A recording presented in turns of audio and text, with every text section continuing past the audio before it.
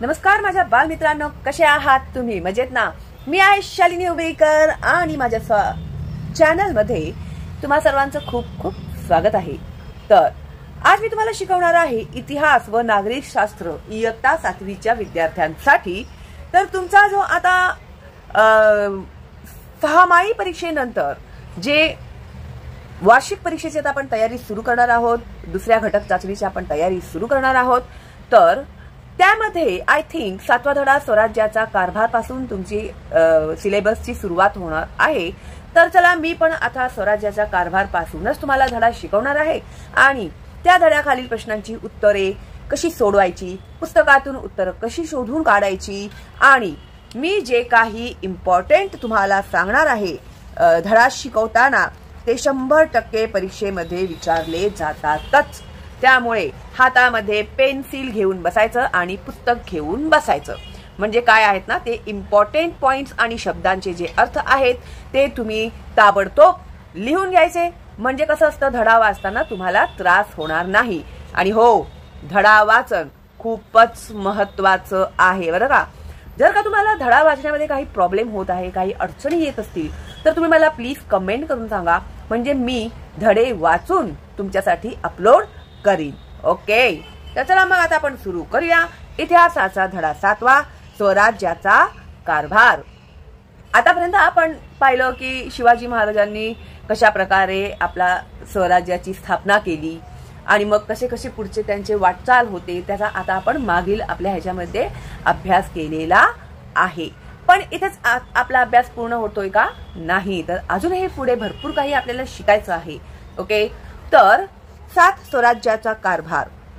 तर आता बघा, मी हे थोडंसं झूम करते म्हणजे तुम्हा लोकांना वाचताना ते सोपं पडेल। ठीक आहे। शिवाजी महाराजांनी स्वराज्याची स्थापना केली हे तर आपल्याला माहीतच आहे। ओके, पण हा प्रश्न परीक्षेमध्ये विचारला जाऊ शकतो। टिंब यांनी स्वराज्याची स्थापना केली, तर कुणी केली? शिवाजी महाराजांनी। ठीक आहे। किंवा शिवाजी महाराजांनी टिंबची स्थापना केली असाही जर प्रश्न आला 1 मार्काचा, तर स्वराज्याची स्थापना केली हे त्याचं उत्तर असणार आहे। ठीक आहे। स्वतःच राज्याभिषेक करवून घेतला। मग त्यावेळी कसं होतं ना परिस्थिती, की कुणीही राजा नव्हता, कुणीही वाली नव्हता आपल्या इकडे। म्हणून मग शिवाजी महाराजांनी ठरवलं की आधी काय करून घ्यायचं, स्वतःचा राज्याभिषेक करून घ्यायचा।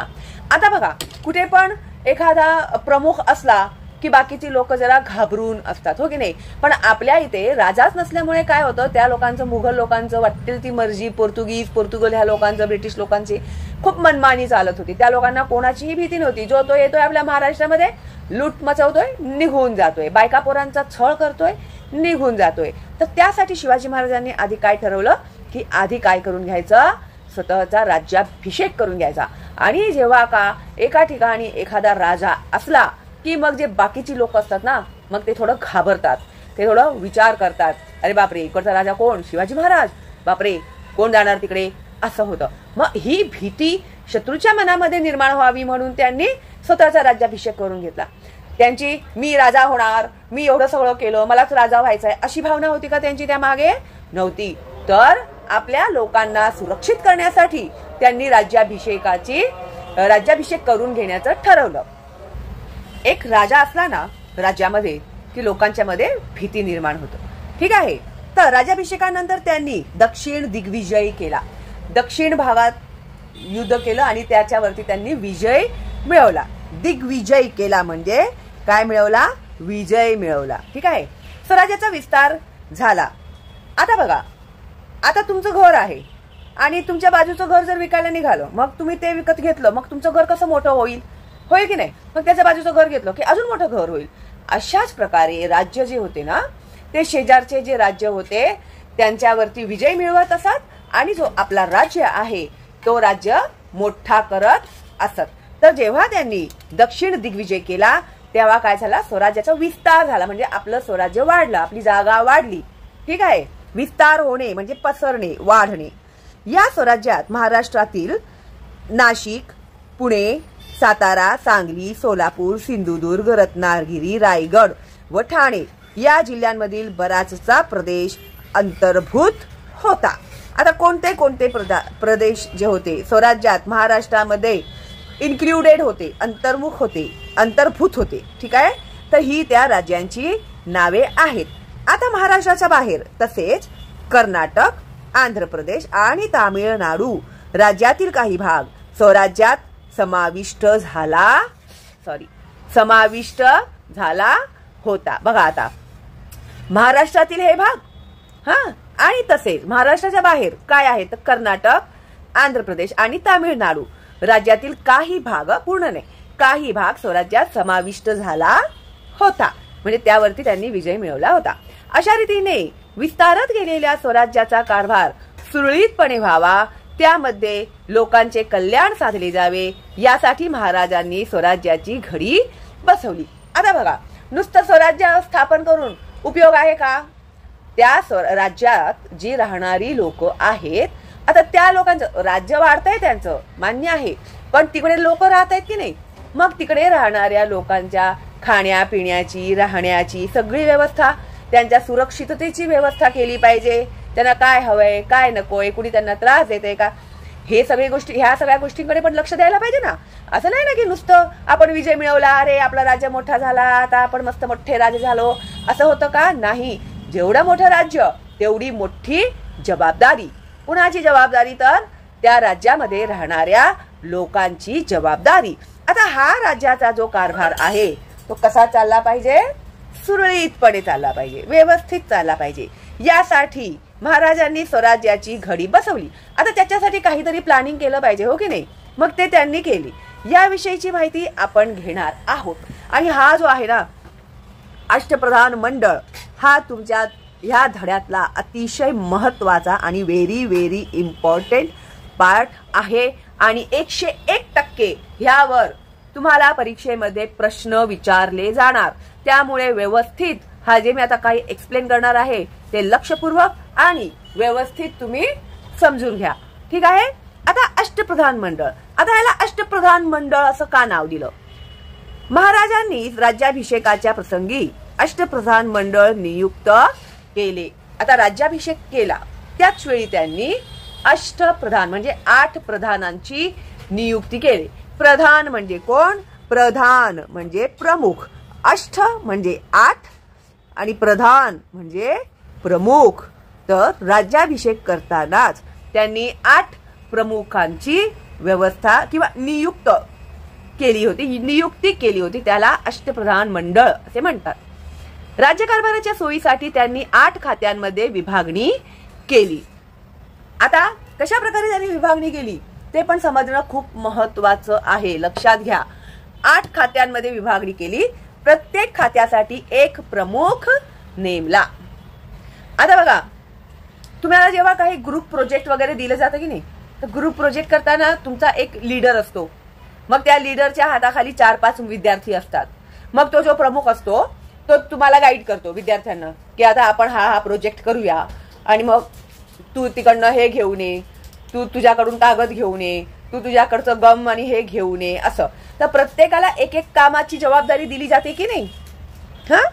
तर अशाच प्रकारे प्रत्येक खात्यासाठी एक प्रमुख नेमला. 8 खात्यात 8 प्रमुख मिळून अष्टप्रधान मंडळ बनले. अधोरेखित करा हे वाक्य. 8 खात्यात किती प्रमुख होते? 8 प्रमुख होते. तर 8 खात्यात 8 प्रमुख मिळून अष्टप्रधान मंडळ बनले. कसं लिहिलेलं आहे ते बघा व्यवस्थित, आणि असंच लिहायचं आहे तुम्हाला. या प्रमुखांची नेमणूक करणे किंवा त्यांना त्यांच्या पदावरून दूर करणे हा महाराजांचा अधिकार होता. आता ह्यांच्यामध्ये मेन कोण होतं? प्रमुख कोण होतं? मेन निर्णय घेणारे कोण होते? तर शिवाजी महाराज होते. तर ह्याच्यामध्ये पोस्टवरती कोणाला ठेवायचं, कुणाला नाही ठेवायचं, ते कधीही कुणालाही या पोस्टवरून काढून टाकतील. ही जे त्यांचं जे हे होतं ना पॉवर, ते त्यांनी आपल्याच हातात घेतलेलं होतं. म्हणजे असं नव्हतं त्यांचं की तू त्याचं बघ, तू त्याचं बघ, तू त्याचं बघ, असं नव्हतं. सगळीकडे लक्ष कोण ठेवणार? तर शिवाजी महाराजच ठेवणार. कोणाला ठेवायचंय, कोणाला काढायचंय ह्याचा निर्णय कोण करणार? तर ते शिवाजी महाराजच करणार. तर ती पॉवर त्यांनी कोणालाही दिलेली नव्हती. आपापल्या खात्याच्या कारभारासाठी आता प्रत्येकाला एक एक खातं दिलेलं होतं, रिस्पॉन्सिबिलिटी, जबाबदारी. ओके, तर हे प्रमुख महाराजांना जबाबदार होते. आता ज्या खात्यामध्ये ज्याची नेमणूक केलेली आहे त्या व्यक्तीने थेट महाराजांकडे जायचं आणि सगळी माहिती द्यायची. असं नाही की तो वरच्याला सांगेल मग वरच्याला सांगेल, नाही. डायरेक्ट कुणाला जाऊन सांगायचं? महाराजांनाच जाऊन सांगायचं. त्यांच्यामध्ये दुसरा कोणालाही बोलायची परवानगी नव्हती. शिवाजी महाराजांनी गुण व कर्तृत्व पाहून अष्टप्रधान मंडळाची निवड केली. आता अष्टप्रधान मंडळ निवडणं म्हणजे संपूर्ण राज्याचा कारभार व्यवस्थित चालणारा योग्य असा व्यक्तीच असला पाहिजे, हो की नाही. आता लढवय्या आहे कुणीतरी तलवारबाज आणि त्याला तुम्ही जर हिशोब किताबाचं काम दिलं, त्याला येणार आहे का ते हिशोबाचं काम? त्याला तलवार घेऊन समोर 1000 माणसं उभं करा, तो मारेल त्या लोकांना. पण त्याला हिशोबली बोलायला तर तो लिहिणार आहे का? नाही. तर प्रत्येकाची एक काहीतरी खासियत असते, काहीतरी स्पेशालिटी असते. तर त्यांचे गुण बघून, त्यांच्यामधली क्षमता, त्यांच्यामधली योग्यता बघून त्यांनी अष्टप्रधान मंडळामध्ये प्रत्येकाची निवडणूक केलेली होती. त्यांना इनामे, वतने किंवा जहागिरी दिल्या नाहीत, रोख पगार मात्र भरपूर दिला. आता त्या काळात कसं होतं माहितीये का? त्या काळामध्ये आता कुणीतरी प्रमुख आहे तर आता आपल्याला कसं पगार भेटतो, हो की नाही. तुमच्या पप्पांना मम्मींना काय भेटतो? पगार भेटतो. पण त्यावेळी काय करत होते? इनामे देत होती, जहागिरे जमिनी देत होती, वतने देत होती. हा, ही जागा तुझी, इकडचा भाग तुझा, असं. तर ही जी पद्धत होती ती शिवाजी महाराजांनी काय केली? बंद केली. ते बोलले आतापासून सगळ्यांना काय भेटेल? रोख पगार दिला जाईल, पैसे दिले जातील, वतने, इनामे, जहागिरी दिल्या जाणार नाहीत. ठीक आहे, सिंपल. त्यानंतर शेतीविषयीचे धोरण. शेती हा खेड्यातील मुख्य व्यवसाय होता. अधोरेखित करा. अतिशय महत्वाचा प्रश्न, एका वाक्यात किंवा रिकाम्या जागाभरामध्ये पक्का हा प्रश्न विचारला जातो. महाराज शेतीचे महत्व जाणत होते, त्यामुळे त्यांनी शेतकऱ्यांच्या हिताकडे लक्ष दिले. हिताकडे म्हणजे त्यांच्या चांगल्याकडे, त्यांचं कसं भलं होईल इथे त्यांनी लक्ष दिले होते. बघा किती, एवढा मोठा राज्याचा राजा पण त्यांचं किती बारीक लक्ष होतं आपल्या राज्यामध्ये. म्हणजे शेतकरी हा प्रमुख आहे. शेती हा प्रमुख व्यवसाय आहे, मुख्य व्यवसाय आहे आणि त्याचे महत्व शिवाजी महाराजांना माहित होते. त्यामुळे त्यांनी शेतकऱ्यांच्या हिताकडे लक्ष दिले. त्यांनी अण्णाजी दत्तो या आपल्या कर्तबगार व अनुभवी अधिकाऱ्यावर जमीन महसुलाची व्यवस्था लावण्याची जबाबदारी सोपवली. अधोरेखित करा. जमीन महसुलाची जबाबदारी शिवाजी महाराजांनी कुणावर सोपवली? तर अण्णाजी दत्तो. अधोरेखित करा. कशाची व्यवस्था सोपवली? जमीन महसुलाची व्यवस्था लावण्याची जबाबदारी सोपवली. कोणाला सोपवली? अण्णाजी दत्तो यांना. ठीक आहे, तर ते अष्टप्रधान मंडळातील एक कोण? अण्णाजी दत्तो. समजलं? गुड. ठरवून दिलेल्या रकमेपेक्षा अधिक महसूल गोळा करू नये. महसूल म्हणजे काय? कर. आता राज्यकारभार चालवायचं म्हटलं तर महसूल हा घ्यावाच लागतो. पण जी ठरलेली रक्कम आहे, आता समजा एक उदाहरण म्हणून 10 रुपये रक्कम सांगितलेली आहे आणि मग अरे ह्याची शेती खूप चांगली झाली, खूप धान्य आलं, तू आता आम्हाला 20 रुपये दे, 50 रुपये दे, असं करायचं नाही. 10 ठरलेलं आहे तर 10च घ्यायचं त्याच्याकडून. ठीक आहे, तर महसूल जी गोळा करायची ती जेवढी रक्कम फिक्स केलेली आहे, म्हणजे त्याच्यामध्ये काहीही करप्शन नाही, लबाडी नाही, चोरी नाही, जेवढी ठरवलेली आहे महसुलाची रक्कम तेवढीच घ्यायची, अशी ताकीद त्यांनी अधिकाऱ्यांना दिलेली होती. तर आता कसं, हा तुला जास्त फायदा झाला, मला 20% दे, 10% दे, असं करतात की नाही? तर असं चालणार नाही. अतिवृष्टी वा अवर्षण यामुळे पीक हातचे गेले किंवा शत्रू सैन्याने गावाचा प्रदेश उद्ध्वस्त केला तर अशा सर्व प्रसंगी गावकऱ्यांना शेतसारा व इतर कर यांमध्ये सूट देण्यात यावी, हा त्यांचा आदेश होता. आता पडीक जमीन लागवडीखाली आणण्यासाठी उत्तेजन दिले. आता एखादी जमीन अशीच आहे, पडून राहिलेली आहे आणि त्याच्यामध्ये काही झाडं नाही आहेत, खेती होत नाही, शेती होत नाही, तर त्याचा वापर करायचा, ह्याच्यासाठी उत्तेजन दिले गेले. आता कधी कधी अतिवृष्टी होते, अतिवृष्टी झाली की मग पूर येतो. अतिवृष्टी होणे म्हणजे खूप पाऊस पडणे. खूप पाऊस पडलं की नदीला पूर येतो. नदीला पूर आलं की गावात पाणी शिरते, शेतात पाणी शिरते. मग काय होतं? शेताची नासाडी होते. वा, अवर्षण. अवर्षण म्हणजे पाऊस न पडणे. ठीक आहे. अतिवृष्टी म्हणजे जास्त पाऊस पडणे आणि अवर्षण म्हणजे पाऊस न पडणे. पाऊस नाही पडलं तरी सुद्धा पीक सुकून जातं की नाही, म्हणजे धान्याचं नुकसानच झालं, हो की नाही. तर यामुळे पीक हातचे गेले. आता ही कारणं आहेत की पिकाचं नुकसान होणार. एकतर अतिवृष्टी, खूप पाऊस पडला, किंवा अवर्षण म्हणजे पाऊस पडलाच नाही. 1 वर्ष नाही, 2 वर्ष नाही, 3 वर्ष नाही, असं झालेलं आहे. ठीक आहे. त्यामुळे काय होतं? दुष्काळ होतं. दुष्काळ पडलं की पीक खराब, हे एक कारण. किंवा शत्रू सैन्याने गावाचा प्रदेश उद्ध्वस्त केला. आता अतिवृष्टी पण नाही आहे, अवर्षण पण नाहीये, सगळं आपलं व्यवस्थित चाललेलं आहे, धान्य खूप छान आलेलं आहे, शेती खूप सुंदर झालेली आहे. पण त्यावेळी काय व्हायचं? शत्रू सैन्य जे होते ना, शत्रू सैन्य, तर ते काय करायचे? गावात घुसायचे घोडे बिडे घेऊन, आणि मग ते गाव उद्ध्वस्त करून टाकायचे. त्यांच्या शेतातून सगळी ती गुरे सोडून द्यायचे, घोड्याने हे करून टाकायचे. त्यांची जी शेते बहरलेली असायची त्यांना जाळून टाकायचे शत्रू सैन्य. त्यामुळे काय व्हायचं? त्या लोकांचं नुकसान व्हायचं. लक्षात घ्या, हे पॉइंट्स लक्षात घ्या. शेतीचं नुकसान, एकतर अतिवृष्टी, एकतर अवर्षण, किंवा शत्रू सैन्याने गावाचा प्रदेश उद्ध्वस्त केला. तर ते कशा प्रकारे करत होते हे सुद्धा मी सांगितलं तुम्हाला. जाळपोळ करायचे, घोडे घेऊन जायचे, जनावरं शेतात सोडून द्यायचे, असं. तर अशा सर्व प्रसंगी गावकऱ्यांना शेतसारा व इतर कर यांमध्ये सूट देण्यात यावी. आता त्यांचा एवढा नुकसान झाला बिचाऱ्यांचा, मग ते त्या लोकांना कर कुठून देणार? शेतसारा कुठून देणार? तर त्यावेळी काय केलं पाहिजे की त्याच्यामध्ये त्यांना सूट द्यायची. अरे बाबा, तुमचं या वर्षी नुकसान झालेलं आहे, तर तुम्ही शेतसारा भरू नका किंवा कमी भरा. ते त्यावेळेचं त्या हिशोबाने ते ठरवायचे. ठीक आहे. आयडिया घ्या तुम्ही फक्त. हा त्यांचा आदेश होता आणि हा पॅरेग्राफच पूर्ण महत्वाचा आहे आणि ह्याच्यावरती प्रश्न विचारलाच जातो. त्यामुळे हा पॅरेग्राफ व्यवस्थित समजून घ्या. ठीक आहे.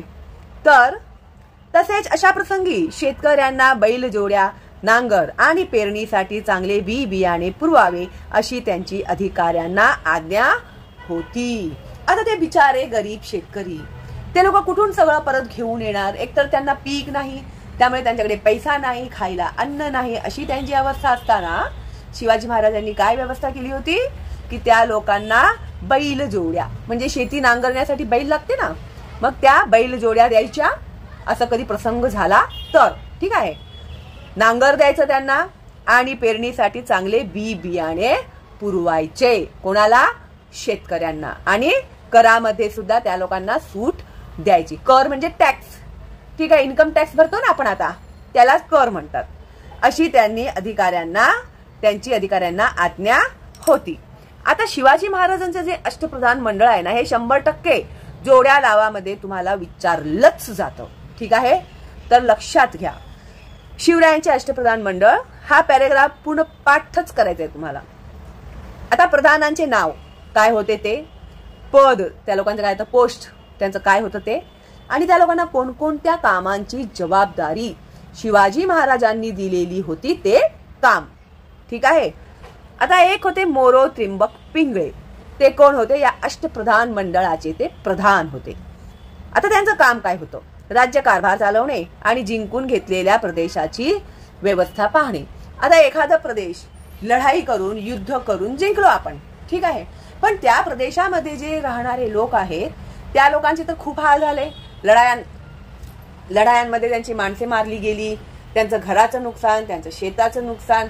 मग नुसतं जिंकलं की झालं का आपलं काम? नाही. तर त्या लोकांचं पूर्ण ते कसं व्यवस्थित त्यांना खायला भेटवायचे, प्यायला भेटवायचे, घर तुटली त्यांना घरं बांधून दिली पाहिजे, ही सगळी जबाबदारी कोणावर होती? तर मोरो त्रिंबक पिंगळे यांवर होती. त्यानंतर 2 रामचंद्र नीलकंठ मुजुमदार. हे कोण होते? तर अमात्य. अमात्याचं काम काय असतं? तर राज्याचा जमा खर्च पाहणे. जो काही कारभार होतो, आयात निर्यात होतो, किती पैसा आला, किती पैसा गेला, हे सगळं, ह्या सगळ्याचा हिशोब कोण ठेवत होता? तर ते ठेवत होते अमात्य म्हणजे रामचंद्र नीलकंठ मुजुमदार. 3 अण्णाजी दत्तो, आत्ताच आपण बघितलं ते कोण होते? तर सचिव होते. सरकारी आज्ञापत्रे तयार करणे, सरकारकडून जे काही आज्ञा असेल रयतेसाठी तर त्याचे ते तयारी करत असत आणि त्या लोकांना मग जाऊन सांगते. मला आठवते ना ते ऐका ऐका ऐका म्हणून ते ढोल वाजवत येतात, मग ते बोलतात मेसेज राजाचं. त्यावेळी तर मोबाईल नव्हतं ना. त्यानंतर 4 दत्ताजी त्रिंबक वाकनीस, हे कोण होते? तर मंत्री. मंत्री काय काम करायचे? पत्र व्यवहार सांभाळणे, म्हणजे कोणत्या राज्याला, कोणत्या राष्ट्राला, बाहेरच्या ह्याला पत्र वगैरे पाठवायची, त्यांच्या आलेल्या पत्रांची उत्तरे द्यायची, ही सगळी जबाबदारी कोणाची होती? तर ती मंत्री दत्ताजी त्रिंबक वाकनीस यांची होती. त्यानंतर 5 होते हंबीरराव मोहिते. हंबीरराव मोहिते हे होते सेनापती, सैन्याची व्यवस्था ठेवणे व राज्य रक्षण करणे. आता सेनापती म्हटल्यावर सैन्य आहेत, जे आहेत सैनिक, जे लढाई करणारे आहेत, त्या लोकांना राहण्याची व्यवस्था, त्यांची खाण्यापिण्याची व्यवस्था, त्यांना परत परत ते प्रॅक्टिस करून घ्यावी लागते ना, तलवारबाजी वगैरे करून घ्यावं लागतं, त्यांना तलवारे पुरवावी लागतात, त्यांना ढाल पुरवावे लागतात. ज्या काही कामं आहेत ना सैन्यांच्या बाबतीतली, ती सगळी जबाबदारी सेनापतीवर होती, जे होते हंबीरराव मोहिते. आणि सगळ्यात मोठी त्यांची जबाबदारी काय? तर राज्याचे रक्षण करणे, बाहेरून शत्रू आत शिरता कामा नये. त्यानंतर 6 होते रामचंद्र त्रिंबक डबीर, हे होते सुमंत. सुमंत म्हणजे परराज्यांशी संबंध ठेवणे. आता आपण आपले संबंध आपल्या शेजाऱ्यांशी ठेवतो की नाही चांगलं, हो की नाही? का सगळं व्यवस्थित राहू दे म्हणून, तर रोजच्या रोज कोण भांडणं करत बसणार? तर अशाच प्रकारे एक राज्य जो होता तो शेजारच्या राज्याशी चांगलं संबंध ठेवण्याचा प्रयत्न करत असे, जेणेकरून लढाई होऊ नये. आणि लढाई झाली तर काय होतं? सामान्य जनतेचे हाल होतात, हो की नाही? म्हणून ते काम कोणाला दिलं होतं? रामचंद्र त्रिंबक डबीर, जे होते सुमंत. त्यानंतर 7 निराजी रावजी, हे होते न्यायाधीश, न्यायदान करणे. न्यायाधीश म्हणजे जज. कुणी काय गुन्हा केला, चोरी केली, दरोडे घातले, लबाडी केली, तर त्याला घेऊन कोणाकडे जात असत? निराजी रावजी यांच्याकडे. मग ते त्याला काय शिक्षा द्यायची ठरवत असत. 8 मोरेश्वर पंडितराव, हे होते पंडितराव. धार्मिक व्यवहार पाहणे म्हणजे काय? राज्यामध्ये पूजा करणे, यज्ञ करणे, पूजेच्या रिलेटेड जेवढी ही कामं आहेत ती सगळी कोण बघत होते? तर मोरेश्वर पंडितराव बघत होते. ठीक आहे, धर्माबद्दलचं सगळं कारभार हे बघत होते. तर अशा प्रकारे हे शिवाजी महाराजांचं अष्टमंडळ होतं. अष्टमंडळातील प्रमुख हे होते, त्यांना ही पदे होती आणि त्यांची ही कामे होती. ठीक आहे, व्यवस्थित समजून घ्या. एकदा ऐकल्यावर नाही लक्षात आलं तर 2दा बघा, 2दा नाही 3दा 4दा, जोपर्यंत मेंदूत घुसणार नाही ना तुमच्या तोपर्यंत बघत राहा. ठीक आहे, कारण की हे खूपच महत्वाचं आहे. आता बघा, तत्कालीन खेड्यांचे अर्थकारण. शेती व्यवसाय हा खेड्यातील अर्थकारणाचा कणा होता. कणा तुमचा मणक्याचा कणा आहे की नाही, त्याच्याशिवाय उभे राहू शकता का तुम्ही? नाही. तर अर्थकारणाचा अर्थ म्हणजे पैसा. पैसा कमावण्याचं प्रमुख साधन काय होतं? तर शेती होतं आणि त्याच्यातूनच आम्हाला सगळ्यात जास्त इन्कम भेटत होतं. खेड्यात शेती व्यवसायाला पूरक असे व्यवसाय चालत. तर हे जास्त कुठे चालायचे? खेड्यात चालायचे, खेडेगाव चालायचे. गावातील कारागीर वस्तूंचे उत्पादन करत ते स्थानिक लोकांच्या गरजा भागवत. आता त्या गावातील जे कारागीर, आता कारागीर म्हणजे कोण? सुतार आहे, कुंभार आहे, चांभार आहेत, हे कोण होते? त्या काळचे कारागीर. तर गावामध्ये लागणाऱ्या प्रत्येक वस्तू लोकांना पुरवण्याचं काम ते करत असत, लोकांच्या गरजा ते भागवत असत. या अर्थाने खेडे स्वयंपूर्ण होते. शेतकरी आपल्या उत्पादनातून आवश्यक तो वाटा कारागिरांना देत. या वाट्यात बलूत असे म्हणतात. 100% हा प्रश्न विचारला जातो. कुठून येणार? इकडनं येणार. इथून ते इथपर्यंत बलूत म्हणजे काय? हा 2 मार्काचा प्रश्न तुम्हाला परीक्षेमध्ये येणार. आता बघा, मी तुम्हाला जसं बोलली, आता शेतकरी म्हटल्यावर तर त्याचा काय संबंध असेल तर एक उदाहरण म्हणून मी तुम्हाला सांगते. आता शेतकऱ्याला शेती करण्यासाठी कशाची आवश्यकता असते? नांगरणीची आवश्यकता असते, हो की नाही? तर ते जे नांगरणीचं जे नांगर असतं ते जे नांगरणीचं ते जे साधन असतं लोखंडी, ते कोण बनवणार? तर तो लोहार बनवणार. आणि ते जे लाकूड आहे त्याला अटॅच करायचं ते कोण बनवणार? तर तो सुतार बनवणार. हो की नाही? तर प्रत्येकाची कामं कशी ठरलेली, हो की नाही? तर त्या हिशोबाने आता त्यावेळी पैशांचा तर कारोबार चालत नव्हता. आता आपण कसे 1 रुपया लो, हमको 1 चॉकलेट देऊ असं बोलतो, हो की नाही? पण त्यावेळी तसं होतं का? नव्हतं. तर काय व्हायचं? त्यांना त्यांच्या कामाच्या बदल्यात ते काय देत होते? शेतकरी आपल्या उत्पादनातून आवश्यक वाटा कारागिरांना देत असे. आता त्याने शेती केली, तांदळाची, गव्हाची, तूरदा, मूगदा, मटकी, मूग, जे काय, तर तो काय करायचा? त्या लोकांना थोडा थोडा त्याच्यातला वाटा द्यायचा. त्याला म्हणतात बलूत. इंग्लिशमध्ये त्याला बार्टर सिस्टम म्हणतात. ठीक आहे, पण मराठी त्याला म्हणतात बलूत. त्यानंतर व्यापार व उद्योग. व्यापार वृद्धीशिवाय, व्यापार वृद्धी म्हणजे व्यापार वाढवल्याशिवाय, व्यापार वृद्धी करणे म्हणजे व्यापार वाढवणे शिवाय राज्य भरभराटीस येत नाही, हे महाराजांनी ओळखले होते. आपलं आहे तेवढं, महिन्याला आपल्याला 10,000 भेटतायत, झालं 4 वर्ष झाली, 5 वर्ष झाली, 10,000 भेटतायत. तुमचा फायदा होणार आहे का त्याच्यामध्ये? नाही. तर प्रगती झाली पाहिजे ना. 10चे एका वर्षात 12,000 झाले पाहिजे तर तुमची प्रगती होणार. 12,000चे 15, 15चे 20,000 झाले पाहिजे तरच तुमची प्रगती होणार, हो की नाही? अशाच प्रकारे व्यापाराच्या वृद्धीशिवाय राज्य भरभराटीस येत नाही. ठीक आहे, तर हे राजांनी ओळखले. व्यापाऱ्यांमुळे नवीन नवीन व गरजेच्या वस्तू राज्यात येतात. आता व्यापारी जे असतात त्या लोकांच्यामुळे नवीन वस्तू येतात, हो की नाही? तर बाहेरगावचा व्यापारी हिरे, माणिक, मोती घेऊन आला, त्याने दाखवलं तर आपल्याला समजतं की हा बाबा बाहेर हे पण भेटतं. हा, तर वस्तूंची मुबलकता वाढते. आता ज्या गरजेच्या वस्तू आहेत, नवीन नवीन ज्या काही वस्तू, आता बघा आपल्या वेळी टीव्ही सुद्धा नव्हती, पण आता नवीन नवीन वस्तू किती आल्या? कम्प्युटर आले, मोबाईल आले, त्याच्या आधी पेजर आलं होतं, आता अजून पुढे काय काय येणार आहे देवालाच माहिती. ठीक आहे, तर जशी जशी गरजेच्या वस्तू राज्यात येतात तशी मुबलकता वाढते, फॅसिलिटीज वाढतात, व्यापार वाढतो, संपत्तीत भर पडते, धनराशी वाढते. सावकार म्हणजे राज्याची व राजश्रीची शोभा हे आज्ञापत्रातील वर्णन महाराजांचा व्यापारांकडे पाहण्याचा नेमका दृष्टिकोन स्पष्ट करणारे आहे. साहुकार या शब्दाचा व्यापारी असा अर्थ आहे. स्वराज्यातील उद्योगांना संरक्षण देण्याचे महाराजांचे धोरण होते. आता उद्योग आहेत स्वराज्यात चालेल, पण त्यांना संरक्षण पण दिलं पाहिजे ना. बाहेरून कुणी येणार, आपल्याला लुटणार आणि निघून जाणार, चालणार का? असं राज्य चालेल असं नाही. तर त्याला संरक्षण देण्याचं मोठं काम हे शिवाजी महाराजांनी घेतलं होतं. याचे उत्तम उदाहरण म्हणजे मिठाचा उद्योग होय. मीठ तुम्ही खाता ना, जेवणामध्ये मिठाशिवाय एखाद्या वेळी मम्मीने मीठ नाही टाकलं तर जेवण चांगलं वाटतं का तुम्हाला? नाही, हो की नाही? तर त्याचं उत्तम उदाहरण म्हणजे मिठाचा उद्योग होय. त्यांनी कोकणातील मीठ उद्योगाला संरक्षण दिले. कोकणातील मीठ उद्योगाला संरक्षण दिले कोणी? शिवाजी महाराजांनी. शिवाजी महाराजांनी कोणत्या उद्योगाला संरक्षण दिले? तर कोकणातील मीठ उद्योगाला संरक्षण दिले. त्यावेळी पोर्तुगीजांच्या ताब्यातील प्रदेशातून स्वराज्यात मिठाची आयात मोठ्या प्रमाणात होत असे. आता हे जे पोर्तुगीज होते हे आपले मोठे शत्रू होते, तर आपल्या इकडच्या मीठला त्यांना काही व्हॅल्यू नव्हती, त्यामुळे त्यांच्याकडून आपण मीठ विकत घेत होतो. ठीक आहे, त्यामुळे मीठ खूप महाग भेटत होतं.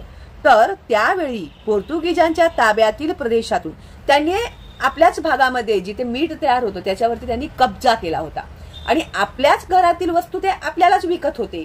समजा आता तुमचं घर आहे, कुणीतरी तुमच्या घरात घुसला बाहेरचा माणूस, हा, आणि तो विकतोय तुझं दप्तर, हे घे 100 रुपयाला, हिचं दप्तर 100 रुपयाला, माझंच आहे, मी कब्जा केला यांच्या घरावरती, हे घ्या खुर्च्या, असं. तर आपल्याच वस्तू आपण विकत घेणार का? हे तुझं दप्तर तुला मी 100 रुपयाला देतो, घेणार का तुम्ही तुमचं दप्तर 100 रुपयाला विकत? तुमच्याच घरातलं नाही ना. तसंच हे पोर्तुगीज काय होते, आपल्याच ह्याच्यामध्ये आपल्या जागेवरती त्या लोकांनी कब्जा केला होता आणि आपलंच मीठ ते आपल्याला विकत होते आणि ते आपण विकत घेऊन खात होतो. समजतंय ना तुम्हाला? तर पोर्तुगीजांच्या ताब्यातील प्रदेशातून स्वराज्यात मिठाची आयात मोठ्या प्रमाणात होत असे. आयात होणे म्हणजे आपण त्यांच्याकडून घेणे, मागवून घेणे. त्यामुळे कोकणातील स्थानिक मिठाच्या विक्रीवर प्रतिकूल परिणाम होतो हे ध्यानात घेऊन महाराजांनी पोर्तुगीजांच्या प्रदेशातून स्वराज्यात येणाऱ्या मिठावर मोठी जकात बसवली. आता मीठ हे आपल्या कोकणात सुद्धा भेटत होतं, पण काय होत होतं, त्या लोकांचं मीठ लोक जास्त घेत होते, आपल्या कोकणातलं मीठ ते घेत नव्हते. त्यामुळे त्यांनी काय केलं माहितीये का, शिवाजी महाराजांनी पोर्तुगीजांच्या प्रदेशातून स्वराज्यात येणाऱ्या मिठावर मोठी जकात बसवली. त्याचे रेट एकदम वाढवून टाकले त्यांनी. पोर्तुगीजांकडून येणारे मीठ महाग होऊन त्याच्या आयातीत घट व्हावी. आता मग त्याच्यावरती जकात बसवल्यामुळे काय झालं, ऑटोमॅटिकली पोर्तुगीजांचं जे मीठ आहे ते महाग झालं. आता मीठ महाग झालं तर लोक घेणार का त्याला विकत. मी तुम्हाला माझ्याकडचं 10 रुपयाला देते, पण ते पोर्तुगीज 20 रुपयाला विकतायत आपल्याला, तर तुम्ही 10 रुपयाचं विकत येणार की 20 रुपयाचं विकत येणार. हेच शिवाजी महाराजांचं प्लॅन होतं.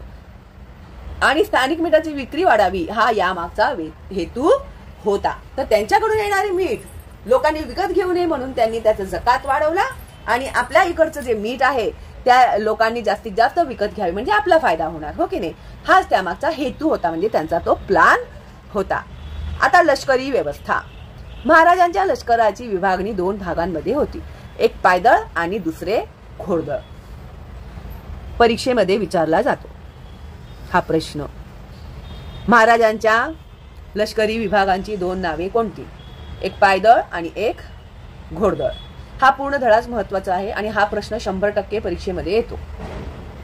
आता पायदळ म्हणजे काय, पायदळामध्ये कोण कोण येतं बघा, हवालदार, जुमलेदार असे अधिकारी असत. पायदळाच्या प्रमुखास सरनोबत म्हणत.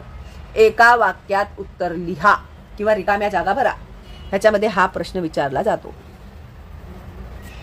पायदळाच्या प्रमुखास टिंब म्हणत तर सरनोबत. या पायदळातील सर्वोच्च अधिकारी तो पायदळातील सर्वोच्च अधिकारी होता. घोडदळात 2 प्रकारचे घोडेस्वार होतात. आता घोडदळ म्हणजे घोड्यावरून स्वारी करून जाणारे. तर घोडदळात 2 प्रकारचे घोडेस्वार होते, एक शिलेदार व दुसरा बारगीर. इम्पॉर्टंट आहे. शिलेदाराकडे स्वतःचा घोडा. आता काय फरक आहे ते बघा तुम्ही. शिलेदाराकडे स्वतःचा घोडा व स्वतःची हत्यारे असत, तर बारगीराला सरकारकडून घोडा व हत्यारे दिली जात. हा फरक लक्षात ठेवा. घोडदळात बारगीरांची संख्या अधिक होती, म्हणजे जास्त कोण होते घोडदळात, तर बारगीर होते. घोडदळातही अधिकाऱ्यांच्या श्रेणी पायदळासारख्याच असत. त्याच्यामध्ये सुद्धा काय होत्या, श्रेणी, ग्रेड. सरनोबत हा घोडदळातील सर्वोच्च अधिकारी होता. घोडदळातील सर्वोच्च अधिकारी कोण होता, तर सरनोबत होता. नेतोजी पालकर, प्रतापराव गुजर, हंबीरराव मोहिते असे काही महाराजांच्या घोडदळाचे सरनोबत प्रसिद्ध होते. हा पूर्ण पॅरेग्राफच इम्पॉर्टंट आहे. ठीक आहे, जाणून घेऊया. भारताच्या लष्करी दलाची माहिती मिळवा. 3 सेनादलांची नावे सांगा. प्रत्येक सेनादलाच्या प्रमुखाला काय म्हणतात. 3 सेनादलांचे प्रमुख कोण असतात. हे जेव्हा आपण ह्या धड्याखालील प्रश्नांची उत्तरे सोडवणार ना, त्यावेळी मी तुम्हाला ह्यांची उत्तरे सुद्धा देते. आता हेर खाते. हेर खाते म्हणजे डिटेक्टिव्ह, जासूस. ओके. स्वराज्याचे शत्रूंपासून रक्षण करणे आवश्यक होते. आता स्वराज्य आहे, शत्रू पण असणार. शत्रूंपासून त्यांचं काय केलं पाहिजे, रक्षण केलं पाहिजे. यासाठी शत्रूच्या हालचालींची नेमकी माहिती वेळेवर मिळवावी लागेल. ही माहिती काढून ती महाराजांना देण्याचे काम त्यांच्या हेर खात्याकडे होते. आता हेर खाते काय करायचं माहितीये का तुम्हाला. आता ना ते लोक काय करायचे, शत्रू लोकांच्या ह्याच्यामध्ये सैन्यात जायचे किंवा त्यांच्या महालामध्ये नौकर म्हणून, झाडू मारण्यासाठी म्हणून. तुम्ही आहे ना आपलं हे जे आता पिक्चर आलेत बघा, छावा, शिवछत्रपतींचा छावा आणि तानाजी मालसुरे, हे जे ऐतिहासिक चित्रपट आलेले आहेत की नाही, तर ते चित्रपट तुम्ही बघा. मग तुम्हाला कळेल की मावळे कोण होते, शिवाजी महाराजांचा राज्यकारभार कसा चालायचा, काय ते सगळं तुम्हाला व्यवस्थित समजेल. आता तर तुम्हाला रेडीमेड चित्रपटच आलेले आहेत, त्यामुळे ना तुम्हाला खूप सोपं जाईल. शिवछत्रपती, बाल शिवाजी हे चित्रपट ना आम्ही जेव्हा लहान होतो ना तुमच्यासारखे छोटेसे, त्यावेळी आम्हाला शाळेत ते पडद्यावरती हे चित्रपट दाखवत असत आणि आम्हाला खूप खुशी व्हायची, अरे वा असं काम केलं का शिवाजी महाराजांनी असं. तर ह्या सगळे चित्रपट तर तुम्ही आता मोबाईलमध्येच बघू शकता. तर जरा जा आणि बघा, म्हणजे तुम्हाला खूप सोपं वाटेल. कळलं ना, म्हणजे ते पिक्चर मध्ये बघितल्यामुळे तुम्हाला सगळं बरोबर तुमच्या लक्षात राहील. आता त्यांचे हेर खाते अत्यंत कार्यक्षम होते. बहिर्जी नाईक हा हेर खात्याचा प्रमुख होता. अधोरेखित करा. एका वाक्यात आणि रिकाम्या जागा दोन्हीमध्ये हा प्रश्न विचारला जातो.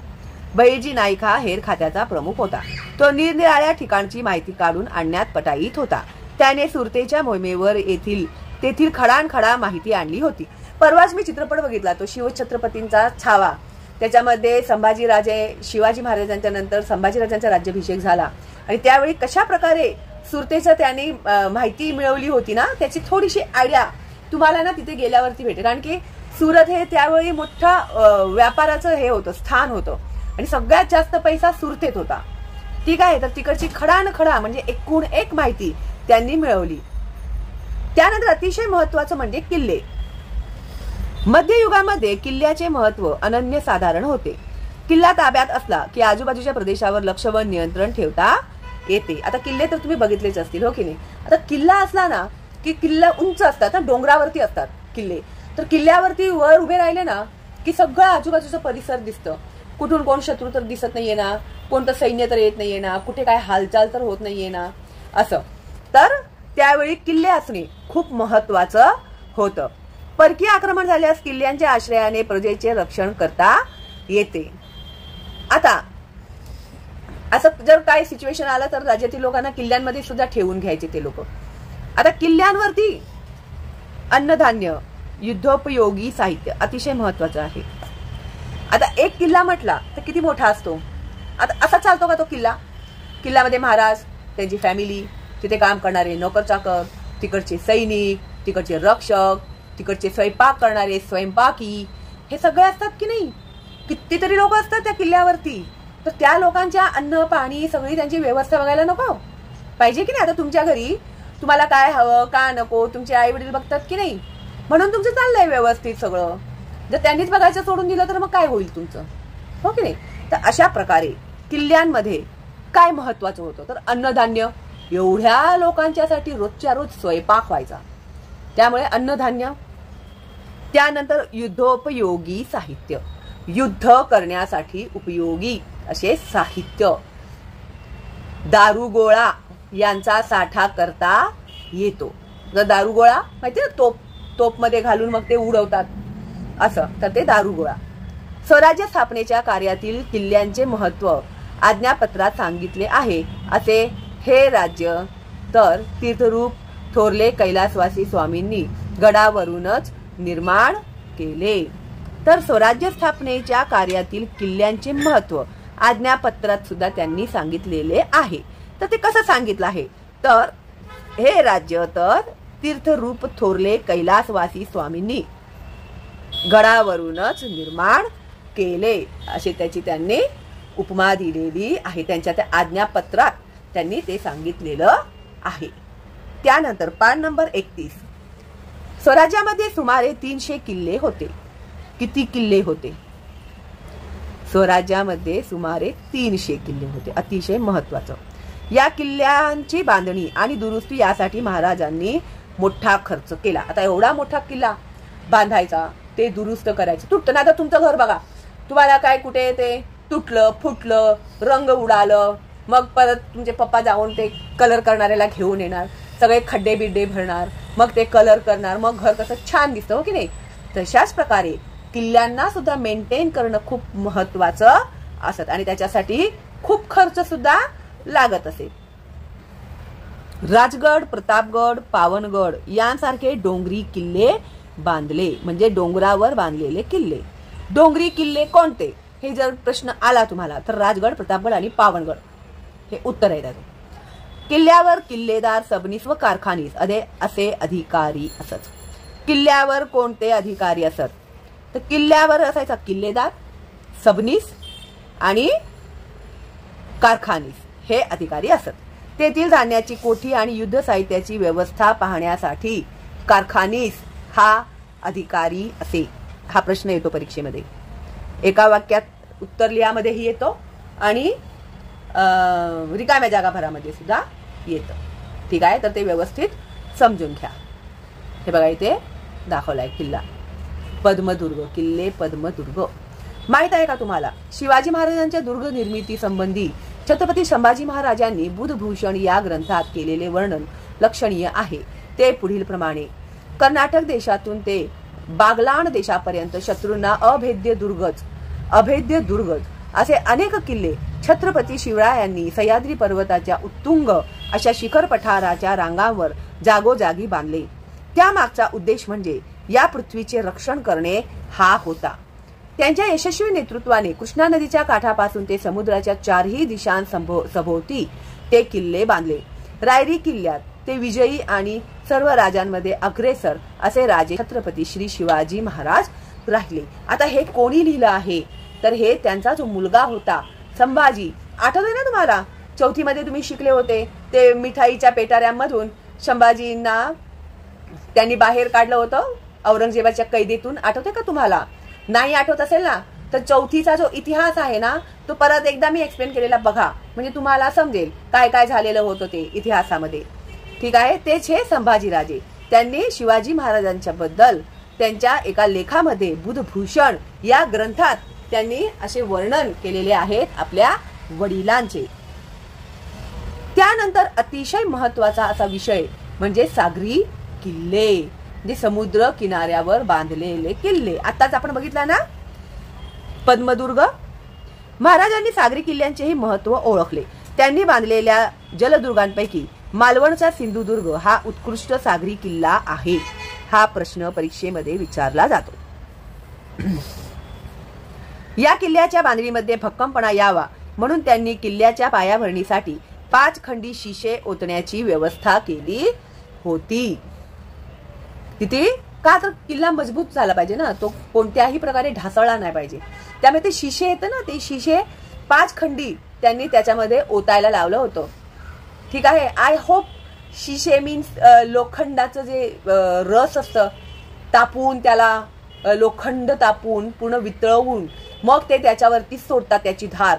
मग ते जेव्हा थंड होतं ना मग त्यावेळी ते मजबूत होतं. किल्ला जो आहे तो मजबूत होतो. आय थिंक असं मला वाटतंय, if I am not wrong. ठीक आहे. एवढी काय माझी मराठी हे नाहीये पॉवरफुल, तरी सुद्धा मी प्रयत्न करते तुम्हाला अतिशय सोप्या भाषेमध्ये शिकवण्याचं. ठीक आहे. आवडलं तर लाईक नक्की करा. मोफत आहे माझे शिक्षण, तर प्लीज जास्तीत जास्त गरीब मुलांना फॉरवर्ड करा माझं चॅनलचं लिंक, जेणेकरून जे विद्यार्थी परिस्थितीमुळे क्लासेसला वगैरे नाही जाऊ शकत तर ती मुलं घरबसल्या अभ्यास करू शकतील. एवढी मेहरबानी करा. लाईक नाही दिलं तरी चालेल, सबस्क्राईब नाही केला तरी सुद्धा चालेल, पण त्या गरीब गरजू मुलांपर्यंत माझा व्हिडिओ नक्की पोहोचवा. त्यांनी सिद्धीला शह देण्यासाठी, सिद्धी हा सिद्धीचा राजा होता, त्याने सिद्धीला शह देण्यासाठी राजापुरी समोर पद्मदुर्ग नावाचा सागरी किल्ला बांधला. आपल्या एका पत्रात या किल्ल्याविषयी ते म्हणतात, पद्मदुर्ग वसवून राजपुरीच्या उरावरी दुसरी राजपुरी केली. आता पद्मदुर्ग हा किल्ला बनवल्यानंतर राजपुरीच्या उरावरी म्हणजे त्याच्या छातीवरती अजून एक राजपुरी त्यांनी उभी केली, असं त्यांनी त्याच्यामध्ये म्हटलेलं आहे. आता ना हे समुद्र किनाऱ्यावरती किल्ले बांधले. आता हे तुम्हाला कसं आहे ना इतिहास, आता जे तुम्ही 7वीत शिकत आहात ना तेच 8वीत येणार, 9वीत येणार, 10वीत येणार, पण ते थोडं थोडं डिटेल मध्ये तुम्हाला येणार ते. ठीक आहे. आता हे जे पोर्तुगीज ब्रिटिश होते ना, हे लोक काय करत होते माहितीये का, समुद्राच्या मार्गाने यायचे आणि आपल्यावरती हल्ले करत असत. हे शिवाजी महाराजांनी ओळखलं. मग त्यांना समजलं की नाही, आपण असं बसून चालणार नाही, आपल्याला आता काय केलं पाहिजे, आरमार म्हणतात त्याला, आरमार उभं केलं पाहिजे. मग समुद्र किनाऱ्यावरती त्यांनी किल्ले बांधले, जेणेकरून ना हे ब्रिटिश हे लोक जे त्या मार्गाने येत होते ना तर त्या लोकांचा त्यांनी मार्गच बंद करून टाकला. ठीक आहे. हे पुढे येईल मोस्टली तुम्हाला, मे बी ह्या धड्यामध्ये पण पुढे असू शकतं. आता महत्वाचं म्हणजे आरमार. आरमार भारताच्या पश्चिम किनारपट्टीवरील गोव्याचे पोर्तुगीज, जंजिऱ्याचे सिद्धी तसेच सुरत व राजापूर येथील इंग्रज वखारवाले हे शत्रू स्वराज्य विस्ताराच्या कार्यात अडथळा आणत. तर कोण होतं जे राज्याच्या कारभारामध्ये अडथळा आणत होते? खूप महत्वाचं आहे हे. गोव्याचे पोर्तुगीज, जंजिराचे सिद्धी तसेच सुरत व राजापूर येथील वखारवाले हे जे इंग्रज होते, हे स्वराज्य विस्ताराच्या कारभारात काय आणत असत? अडथळा आणत असत, अडचणी निर्माण करत असत. या अडथळ्यास पायबंद घालणे आणि पश्चिम किनारपट्टीचे रक्षण करणे याची आवश्यकता होती. आता कुठेतरी त्या लोकांना थांबवलं पाहिजे ना, त्यामुळे पश्चिम किनारपट्टी जी होती त्याचं संरक्षण करण्याची काय होती, आवश्यकता होती. यासाठी महाराजांनी आरमार उभे केले. बघा आताच मी सांगितलं तुम्हाला, आरमार म्हणजे समुद्र किनाऱ्यावरती किल्ले बांधून तिकडे सैनिक उभे करायचे. जर समुद्राच्या मार्गाने कोणीही शत्रू येताना दिसला तर त्याच्यावरती हल्ला करायचा आणि त्याला तिकडनं पळवून लावायचं. ठीक आहे, तर त्याला काय म्हणतात, आरमार. लक्षात ठेवा, ज्याच्याजवळ आरमार त्याचा समुद्र हे त्यांनी ओळखले. महाराज दूरदर्शी होते, त्यांना माहित होतं की हे लोक काही गप्प बसणारे लोक नाही आहेत, कुठून ना कुठून हे लोक घुसण्याचा प्रयत्न करणार. म्हणून त्यांनी काय केलं, आधीच समुद्र किनाऱ्यावरती किल्ले बांधून आरमार उभी केली, जेणेकरून शत्रू आतमध्ये आला नाही पाहिजे. महाराजांच्या आरमारात विविध प्रकारची 400 जहाजे होती. किती जहाजे होती, 400. यांमधील, हे इम्पॉर्टंट आहे हा, गुराब, गलबत व पाल ही लढाऊ जहाजे होती. म्हणजे लढाईसाठी या जहाजांचा उपयोग केला जात असे. कल्याण भिवंडीची खाडी, विजयदुर्ग आणि मालवण येथे जहाजे बांधली जात. मायनाक भंडारी व दौलत खान हे त्यांच्या आरमाराचे प्रमुख अधिकारी होते. आता बघा, हे ना खूपच महत्वाचं आहे, आता जे मी तुम्हाला एक्सप्लेन करत आहे ते. आता त्यांचं जे आरमार होतं, आरमार म्हणजे काय, समुद्र किनाऱ्यावरती जे सैनिक असतात, किल्ले बांधले, जहाजे उभी केली, ते आरमार. आता त्यांचे जे प्रमुख कोण होते, तर प्रमुख होते मायनाक भंडारी आणि दौलत खान. तर एक अतिशय महत्वाचं मी तुम्हाला आता सांगण्याचा प्रयत्न करत आहे की सगळे त्या काळातले पण जे मुघल बिघल होते तर ते काय सगळेच वाईट नव्हते. शिवाजी महाराजांच्या सैन्यात सुद्धा खूप मुघल सैनिक होते जे शिवाजी महाराजांच्यासाठी लढत असे. त्यांचे जे काही प्रमुख कार्ये होती त्या कार्यांमध्ये सुद्धा, आता उदाहरणच बघायला घ्या तुम्ही तर दौलत खान ह्यांना सुद्धा त्यांनी आरमाराचे प्रमुख अधिकारी बनवलेले होते. त्यामुळे माणसं बघून शिवाजी महाराज निर्णय घेत होते, धर्म बघून नाही. लक्षात घ्या. आता हे बघा, इथे हे चित्र दिलेलं आहे, हे होते गुराब आणि हे आहे गलबत. ठीक आहे, त्यानंतर करून पहा. भारतीय नौसेनेतील लढाऊ जहाजांची माहिती मिळवा व जहाजांच्या चित्रांचा संग्रह करा. आता काय तुम्हाला गुगलमध्ये सगळंच भेटतं. प्रजेच्या हिताची काळजी. आता एखादा व्यक्ती जेव्हा राजा होतो त्यावेळी त्याच्यावरती पूर्ण प्रजेची जबाबदारी येते की नाही, की नुसता आम्ही राजा झालो, आता सिंहासनावरती मी बसलो, झालं का, नाही. तर कितीतरी जबाबदाऱ्या आहेत, त्याच्यामधूनच प्रजेची सुद्धा ही जी जबाबदारी. प्रजा म्हणजे कोण, प्रजा म्हणजे राज्यात राहणारी लोक, त्यांना प्रजा म्हणतात. ठीक आहे, इतर राजांप्रमाणे शत्रूच्या ताब्यातील प्रदेश जिंकावेत आणि तेथे आपले वर्चस्व निर्माण करावे एवढी मर्यादित आकांक्षा बाळगून महाराजांनी कार्य केले नाही. जसं मी आताच तुम्हाला बोलली होती सुरुवातीलाच की मी राजा झालो, मी आजूबाजूचं राज्य घेतलं, मी राज्याचा विस्तार केला, तर एवढं केल्याने आपली जबाबदारी खलास होते का, नाही. तर त्या विचाराचे शिवाजी महाराज नव्हते. प्रजेला स्वतंत्र बनवणे आणि हा त्यांचा मुख्य उद्देश होता. आता एखादा राजा एखाद्या राज्याला आपला गुलाम बनवून त्यांच्याकडून कामं करून घेतोय, त्यांना राबवून घेतोय, त्यांना मारतोय, छळतोय, जाळतोय, त्यांच्या बायकांना पळवतोय, त्यांच्या मुलांना गुलाम बनवतो आहे. तर असे सुद्धा काही राज्य होते जिथे हे जे अन्यायी राजे होते त्या लोकांनी तिकडच्या लोकांच्या जगण्याचं पूर्ण म्हणजे मुश्किल करून टाकलेलं होतं. तर अशा राज्यांमध्ये जाऊन त्यांनी हल्ले करून त्या राजांना चांगला धडा शिकवून आणि ते जे काही राज्य त्याच्या जाचाखाली जगत होतं त्या लोकांना त्यांनी त्या राजाच्या जाचातून स्वतंत्र केलं. ठीक आहे, पण ह्याचा असा पण नाही केला की त्यांनी त्यांच्यावरती हक्क गाजवलं. ठीक आहे, तर त्यांचा मुख्य उद्देश काय होता की प्रजेला स्वतंत्र बनवणे. ते कोणाच्याही गुलामगिरीत राहिले नाही पाहिजेत. त्यांना त्यांचा जीवन जगण्याचा, स्वतंत्रपणे आयुष्य जगण्याचा पूर्ण अधिकार आहे आणि तो त्यांना भेटलाच पाहिजे. अशा विचारांचे आपले शिवाजी महाराज होते. प्रजेला स्वातंत्र्याचा खराखुरा आनंद मिळवायचा असेल तर राज्यकारभार शिस्तबद्ध असला पाहिजे. आता प्रजा स्वतंत्रपणे आपलं लाईफ जगत आहे तर त्यासाठी राज्यकारभार कसं असलं पाहिजे, शिस्तबद्ध असलं पाहिजे. त्यासाठी त्यांनी कशाचं निर्माण केलं होतं, अष्टप्रधान मंडळाचं निर्माण केलं होतं. प्रजेच्या हिताची सर्वांगीण काळजी घेतली पाहिजे आणि जिंकलेल्या प्रदेशांचे रक्षण केले पाहिजे याचे भान त्यांना होते. महाराज केवळ सत्ताधीश नव्हते तर प्रजाहित दक्ष राज्यकर्ता होते हे त्यांच्या राज्यकारभारावरून स्पष्ट होते. तर ते एक राजेच नव्हते, सत्ताधीश म्हणजे सत्ता गाजवणारेच नव्हते, तर ते एक प्रजाहित दक्ष म्हणजे प्रजेच्या हितासाठी नेहमी दक्ष असणे म्हणजे जागरूक असणारे असे ते राज्यकर्ता होते. हे त्यांच्या राज्यकारभारावरून स्पष्ट होते. ठीक आहे, समजलं ना तुम्हाला? बघा किती महत्वाचा धडा आहे हा आणि कशा प्रकारे राज्यकारभार चालवण्यासाठी शिवाजी महाराजांनी आयडिया केली होती. तर हा धडा खूप महत्वाचा आहे तुमच्या परीक्षेच्या दृष्टीने. जास्तीत जास्त प्रश्न तुम्हाला ह्या धड्यातलेच येतील. ठीक आहे, आता पुढच्या व्हिडिओमध्ये आपण सोडवणार आहोत स्वाध्याय. ठीक आहे, आणि पुस्तकातून तुम्ही उत्तरे कशा प्रकारे शोधून लिहिणार हे सुद्धा मी तुम्हाला सांगणार आहे. ठीक आहे, चला मग आता लवकरच भेटूया स्वाध्याय सोडवण्यासाठी पुढच्या व्हिडिओमध्ये. तोपर्यंत ऑल दी बेस्ट आणि बाय बाय.